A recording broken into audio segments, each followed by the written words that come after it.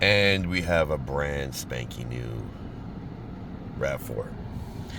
And I'm going to show you how to do the cabin filter. So it doesn't close. That's because I took that guy out. Let me show you. This guy. I gotta take him out first.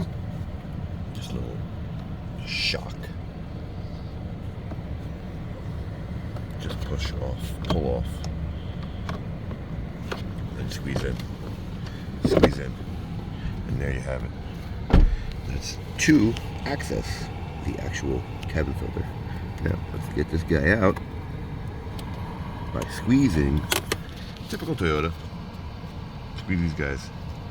And there you have Mr. Trey. Well, for a brand new car, looks like he needs a new one already. But it's a 24, and let's put this guy back. Figure out where the hole is.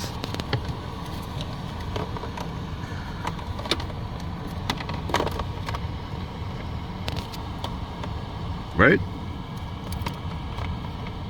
Right. Line this guy back up, and there you have it. So, like it, don't like it, share it, don't share it, and squeeze in that right there so it locks back into place. And there you have it. Thanks for watching.